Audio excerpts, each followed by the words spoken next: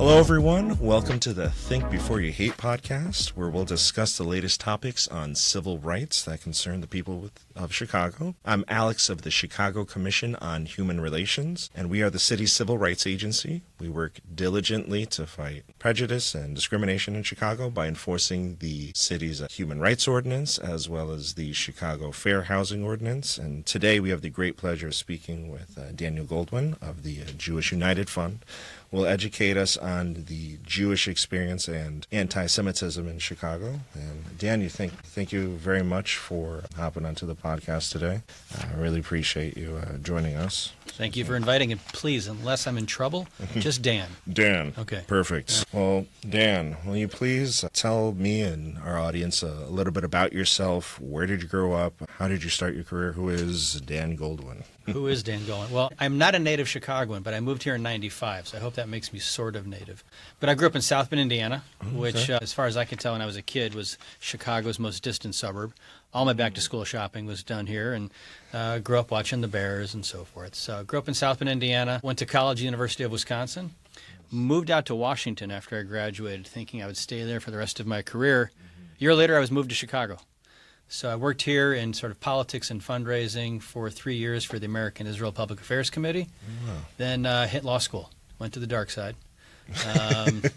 Tried Northwestern University Law School, so it was a dark side plus law school debt. All the good things you wanted. Of course. So I practiced law after the year 2000. I graduated in 2000. So I practiced law and worked in consulting for 10 years. Mm-hmm. But sort of the nonprofit bug got into me a bit more, and I needed to sort of return to my roots. So I worked for an organization called Israel Bonds, and then I went back to AIPAC for a few years. And then this is actually almost exactly my 7-year anniversary at JUF. And so now I'm a JUF, the Jewish United Fund, Jewish Federation of Chicago, our Chief Public Affairs Officer. I live in the Roscoe Village area with my wife, and I guess I can say I live with my 2 daughters, but they're about to go. I'm about to be an empty nester. Oh, okay. But we do have a dog. Oh, so perfect. All good. Yeah, absolutely. Now, can you please give us a quick portrait of the Jewish community in Chicago? What does it mean to be Jewish? And can you talk about the diversity of the Jewish community in Chicago? Sure. So every 10 years, JUF does a population study. Mm-hmm. And so the numbers I'm giving you are a few years old. We did it 2020, 2021 in that area. Okay. But I think the numbers are basically right. So about 300 to 325,000 Jews living in Chicago. And that's people who identify as Jewish. We're not asking for an ID card. If someone says they're Jewish, when they get the poll and we look at the statistical averaging, then they're Jewish. Sure. And that's that's from Chicago, the south suburbs, all the way up to the Wisconsin border and looking west. The majority of those Jews, I don't know the exact percentage, live in the city of Chicago itself. Okay. I would say the greatest concentrations in the 50th Ward, so West Rogers Park, West Ridge, that area. And the Jewish community in Chicago covers the full gamut. We have everything from Jews who are Jewish but consider themselves secular, agnostic, they may never go to synagogue, to Orthodox Jews, or some call them Haredi or ultra-Orthodox Jews, for whom Judaism is the center point of everything in their life. They go to synagogue multiple times a day, possibly. They may dress a bit differently than the rest of us. Mm-hmm. Heavy concentration in the West Rogers Park area. And then everything in between. It's the full gamut. One of the things that's fascinating about the Jewish community, I find, and I've only really begun to really grasp this in my career, is that people most frequently want to say Jewish is like Catholic or like Protestant or like Muslim. Mm-hmm. There's a comedian I like a lot named Sebastian Maniscalco who says, he says, Jews and Catholics, same corporation, different division. I like it, but it's not exactly right. Okay. And the reason for that is Judaism isn't a religion, in pure and simple. We are a people. That's why somebody who, prays 3 times a day, keeps kosher, dresses in a very particular way, is called for by Jewish law, and I can still be colleagues and can still be good friends, even though I don't do any of those things. Sure. Because Judaism isn't based on what we believe; it's based on what we do. Mm-hmm. So you can believe in God or not believe in God if you're born into it, and if you don't reject it, and if you live what we refer to as the mitzvot. There are 600. Everybody knows there are 10 commandments. There's actually 613. Oh. But living within the realm of those mitzvot, that's what it means to be Jewish. Wow. Okay. Well, thank you for that definition and elaborating on defining what it is to what it means to be Jewish. Now, will you please tell us about the Jewish United Fund, what kinds of services and educational programs it offers, and whether these are specifically designed for the Jewish community or if they're open to others as well? The answer to that question is yes and yes. So the way we look at it, there are four basic things we do at Jewish United Fund. One is we take care of people. We engage people in Jewish life. Those are the first two sort of biggies where you can see, oh, well, that first one may not be just Jewish. And then the third is we fight anti-Semitism, and then we help we help deepen the relationship between the United States and the State of Israel. But focusing on that first one, taking care of people, what does that mean? So JUF doesn't do a lot of direct service. We do some, mostly in how do we engage people in Jewish life. So how is it that I get to say that we take care of people? We have a network of affiliated agencies, up to about 70 different agencies that have different levels of connections to JUF, and they are health and human service agencies, social service agencies. Therefore, we help feed, we help care for, we help educate, we help clothe, and we help house people of all types and varieties. 500,000 people a year take advantage of services provided by JUF or our network of agencies. So go back to your prior question, how many Jews are there? 325,000. Well, we don't touch all of them, but we're still helping provide for 500,000 people. That means it doesn't make a difference what color you are, what religion, what creed, what geography, what gender, what your identity is. If you come into one of our agencies, odds are they're there to help you. Classic example, say Sinai Hospital on the west side, was originally founded as a Jewish teaching hospital because other hospitals in Chicago wouldn't let Jewish doctors and nurses work there. Wow. So Sinai Hospital was founded, like we're going to give Jews an opportunity to train, Jewish doctors an opportunity to train, and the Jewish community used to be heavily focused on the North Lawndale area. There's a synagogue over there that we used to be is now called Stone Temple Baptist Church. It used to be the Romanian synagogue. That was a heartbeat of Jewish Chicago. So Sinai Hospital is one of our agencies. Jewish Children and Family Services. They provide a whole variety of care for individuals, a lot of kids, a lot of mental health care, a lot of help with schooling and help with those types of things that kids in troubled positions need. And I'd say roughly 50% of their clientele is Jewish. So the way we look at it is Jews, like I assume most people in Chicago, we want to be good neighbors. Sure. And so we've put together a network of agencies that were there to make sure that the Jewish community is cared for, but the same services the Jewish community needs, others need as well. And so we help people take advantage of those. Absolutely. Now, in recent years, there's been an increase in anti-Semitic hate crimes and incidents nationally here in the city, while hate crimes in 2024 have declined overall. There was, however, a sharp increase in anti-Jewish hate crimes, as one might know. How does the Jewish United Fund work to combat anti-Semitism, and what is the definition of anti-Semitism? Sure. Before I dig into that, I do want to make comment, because you brought up the report the CCHR brought out talking about the work the CCHR does is so critically important. And this report is just the tip of the iceberg. It's a very important tip of the iceberg, but when you think about housing discrimination, employment discrimination, hate crimes, hate incidents, all these types of things, the work the CCHR does is so critically important. And it helps being Jewish in the city of Chicago right now be easier, because it's important that we have an entity and a place we can rely on and we can turn to, and we do turn to a lot. So that's a really important part of it. So that study that came out, it showed a 58% jump in hate crimes against Jewish community. The only other community that showed an increase was gay men. Right. And so these are two populations that deserve to live in Chicago as freely, as safely, as openly as any other community. And so I'm glad the CCHR is engaging on this, and it's something that JUF does. So when we tackle anti-Semitism, well, I should first ask that question. What does it mean to be anti-Semitic? Right. It's really pretty simple. It's hating someone because they're Jewish. We're in this weird position because I can walk down the street and someone may not realize right away that I'm Jewish. An African-American person cannot do that same thing. A Latino person in most cases cannot do that same thing. Right. So when there's anti-black hate, it's pretty obvious what that means, what it looks like. Anti-Jewish hate sometimes gets a little muddled because it's not based on what I look like. It's based on who I am. It's based on what I am. And so it takes a little more time to explain it some ways, and why there can be some controversy as to how people deal with anti-Semitism. But when we think about anti-Semitism, if you hate me because I'm Jewish, if you And sometimes anti-Semitism can be drawn large. So I know we'll talk about, I hope, in a few minutes, like what's going on in the Middle East with Israel and so forth. But one of the things that happens is that Jews are held accountable for the decisions that are made by another country. And that is also anti-Semitic. So hate me because of who I am, that makes it anti-Semitic. How do we address it? There's a few things that we do that are critically important. First, we educate leaders. Whether it's elected leaders, business leaders, school leaders, teachers, Little League coaches. If somebody does something that is anti-Semitic, our first impulse is, let's assume they're not an anti-Semite, but they did something anti-Semitic, and we can help train them out of it. Okay. And also we operate in the teach the teacher model. You know, we account for 2% of the population of the city of Chicago. I can't educate everybody. Sure. But if I can educate leaders, teachers, business folks, and so forth, and then it trickles down, we've done a good thing. So we want to train leaders. The second thing is we want to also empower Jews to stand up for themselves, to call out anti-Semitism, to deal with it in the moment when they can, to be confident in who they are. Because if they're not empowered, if they don't feel confident, then they hide, they retreat. And that's when people decide, you know what, engagement in the Jewish life, not worth the effort. I'm just going to check out. So I make sure we empower Jews to feel strong in themselves and to stand up for themselves. And the second thing is we need to reach the broader community.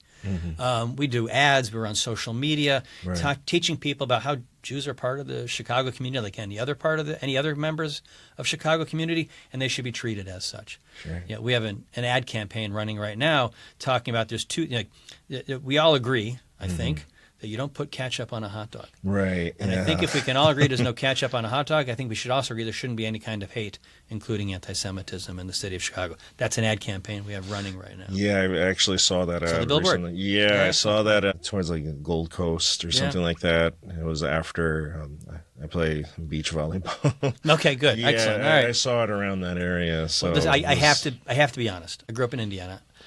I still put ketchup on my hot dogs on occasion, but not when I'm at Soldier Field, not when I'm at Wrigley. I'm careful. Well, I grew up in Connecticut, so I grew up in the East Coast, and yeah, I did have ketchup on my hot dog growing up. Do you still now? No, Okay. I don't. All right. Yeah, it wasn't until I moved to Chicago that I had a hot dog without ketchup, and I realized, oh yeah, it's not needed. Not bad. And it tastes really good. That's right. When I go home to Indiana, I still want to fit in, so I'll use ketchup there. But here I understand there are certain rules. Yeah, So, of course. and I gotta say, the last thing we do, which is so important, this is where CCHR comes into play as well. We have to call out anti-Semitism. Sure. We have to be very, very blunt. And if we don't call it out, if we don't identify what it is, then you can't combat it, and you can't fight it, and you can't isolate it. Of course, yeah. How has the Jewish community had to adjust or change due to increased anti-Semitic threats in Chicago and, well, throughout our country? So I'll tell you, just like before October 7th and after October 7th. So before October 7th, when I went to work at our offices in the Loop here, I would walk in and I would wave to a security guard. So I'd go through a revolving door. That's step one. I'd wave to a security guard because I'm an employee. I would bypass metal detectors. Then I would go through a sort of a man trap. Since then, we've had to move the security guard out front. We've had to layer in a bunch of different security parameters for what it's like just to go into my office. Going to my office is like going to the airport. Wow. Now imagine that at every Jewish day school, at every synagogue, at almost every Jewish institution in Chicago. A couple years ago, a friend of mine went to, I can't remember, Stockholm or Oslo, it was somewhere in Scandinavia. And he was Jewish, and he was looking for a synagogue to attend on a Friday night or a Saturday morning. And he had called the synagogue ahead of time and said, what's the address? And they said, go to such and such a street and you'll see us. And he said, well, how am I going to see you? And they said, look for the armored vehicle in front of us. Wow. And the concern we have now is that's the world we're living in to a certain degree in Chicago. I'll give you a local example here. Every year in May, late April, early May, is Yom HaAtzmaut, Israel's Independence Day. And one of the things that we do, like a whole bunch of other communities, is we raise the Israeli flag in Daly Plaza. We get a couple thousand people to come down. There's some music, some festivities. Elected officials say a few words. It's a nice event, about an hour. This year, just to bring people to Daly Plaza to raise a flag, I had to spend $15,000 in security expenses for 1 hour. Wow. 1 hour. We had to put barricades up. We had uniformed security. We had ununiformed security. And that's not even counting all the different overtime that CPD had to pay because they were pulling people from elsewhere to surround our gathering of people, because I needed people from the suburbs and from the south side and the west side and the near north side to feel safe to come. And the threat environment we're in means those are the kinds of decisions we have to make. Another example is we host events, or synagogues host events. Right. Nowadays, for many Jewish events, you register for the event, and on the invite it says exact location to be provided immediately beforehand. Because they're afraid about people showing up to disrupt, to cause harm. Right. It's amazing that these are things we have to think about now. And yet that's the position we're in, because the threat environment is real. The shooting of the two young people in Washington, D.C., they left a Jewish history museum, or it's called the Capitol Museum. It's a Jewish history museum of Washington, D.C. And they had terrific security at the building, metal detectors, armed security guards. All they did was walk out and go a few feet towards the sidewalk, and that's where they were killed. So now the entire Jewish community, we felt really secure in our facilities. Our buildings are secure. We leverage things called the state of Illinois has a nonprofit security grant program. We can get grants to help pay for security. Any nonprofit can, not just Jewish. The federal government has a similar program as well. We've locked our buildings down. But now we have to worry about getting to the sidewalk. And then similar to that, when we lock our buildings down, it makes us feel secure. But how annoying is that for my child? You know, when my girls were small and they were going to a Jewish day school, they walked past multiple levels of security. There are also members of the Chicago community, or the broader community, that aren't quite as comfortable around police necessarily as we are. But we have to have so much security that some people feel like, I'm just not going to go. I remember there was a synagogue I was doing some work with, and they, in addition to all the things that happened in the synagogue for the Jewish community, they would host an Alcoholics Anonymous on a regular basis. And they were having this debate. We need to secure our facility to protect against anti-Semitic attacks, but we need our facility to feel open and welcoming to these people that are trying to deal with their alcoholism, that are trying to do the right thing in Alcoholics Anonymous, and they're scared away by such a level of security. So we're in this constant balancing game.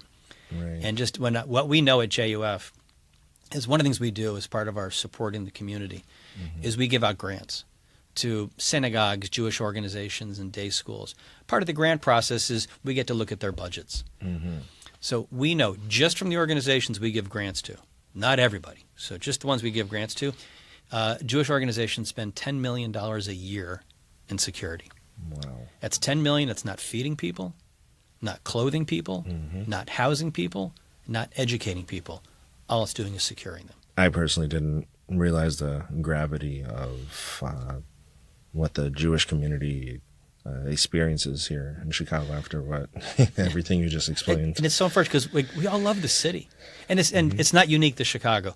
I think if you had the person who does my job in Los Angeles or Houston or Nashville or New York or Atlanta, they tell you the same story. Unfortunately, I live in Chicago. This is what I know, but I know that Chicago has the capacity to be so different. And to be a place where, listen, a leader in the Palestinian community and I are likely not to find agreement on what's happening in the Middle East, but we should be in a place where they feel safe going to pray in whatever it is the way they want to pray, and I should feel safe going whatever way I want to pray without multiple layers of security. Right. Absolutely. Now, I'm going to ask you this as we're wrapping up our conversation. I ask the same question to all of our guests, and you did touch upon this in our conversation earlier. In your opinion, what can our listeners do in their everyday lives to combat hate and discrimination? Sure. So first of all, whatever hate or discrimination they see, call it out specifically. No caveats, no buts. Call it out specifically. If something anti-Semitic, if there's some form of Jew hatred, call it what it is. You know, I like to think back that when George Floyd was murdered in 2020, no one condemned this act of hate. Hard stop. They condemned this act anti-black hate. A black man was murdered. Hard stop. Right. When a Jewish person is a victim of a hate crime, call it what it is, and then at that moment, we all oppose to hate. I hope, but condemn anti-Semitism. When you say you condemn anti-Semitism, comma, blah blah blah, I list a bunch of other hates. There's no reason. If a Jew is attacked, that's the moment. And I'm forgetting his name, Wadea, when the young Palestinian boy was stabbed to death on the west side, you know. It wasn't a whole bunch of commas. That was an act of Islamophobic hate. Right. Hard stop. So first thing is we need people to call out hate for exactly what it is. Second is for our non-Jewish friends, neighbors, colleagues, stand with us. Right. Reach out and be with us when we're there, when we need help. There was a story that Bess Truman, so Harry Truman's wife, once said, and she was thinking about all her years of marriage. She said, one thing I always knew for certain is anytime I put my hand out, Harry was there to hold it. The Jewish community is in a place right now where we're holding our hand out. And we're just hoping people will hold the hand with us and stand with us, because that's critical. If the haters see a unified community against hate, then they disappear into the woodwork. Like I said, I don't have to agree with everybody on every political issue of the day, but if we can agree that anti-Semitism is bad, that's the first step, and all forms of hate are bad, let's hold hands. So that's the second thing. Third thing is, if you like you've done here, if you meet a Jewish person, you got a question, ask it. Question about Israel, question about Judaism, ask it. It's pretty simple stuff. And I think most of us, if we don't know the answer, we'll go find the answer. But curiosity is great. Just don't ask the question and attempt to score points. Ask the question of general curiosity to learn more. That'll mean so much. And again, I think the same thing goes. If I don't know something about someone who's part of the Sikh community, I'd just assume ask them the question and not try to score points by the question. The next thing about that is we have to demand our leaders do everything that we do ourselves. Condemn hate, fight hate, do all the things necessary to make our community safe for everybody to live in. That's just I can't stress that enough. And then finally, I'll put a little plug in here. Sure. If you see a hate crime, your first call is 911. If you see a hate incident, your first call should be 311, or contact the CCHR through their website and be able to log that.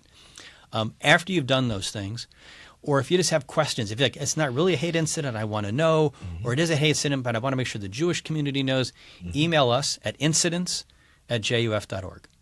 You can do the plural or the singular, incidents or incident@juf.org. And we'll make sure the right people get in touch with the right resources.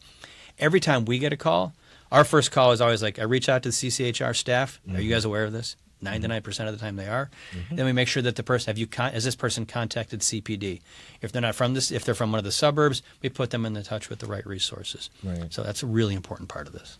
Beautiful. Now, as we're wrapping up our conversation, was there anything else that you wanted to add that we didn't discuss today?